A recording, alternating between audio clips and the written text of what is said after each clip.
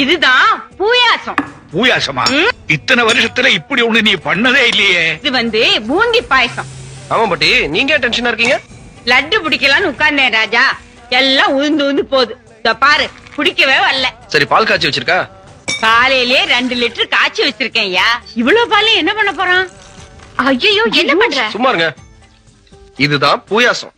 கண்ணா லட்டு திங்க ஆசையா ரெடி பண்ண லட்டு செய்யலான்னு அது பூந்தியாவே மாறிடுச்சு.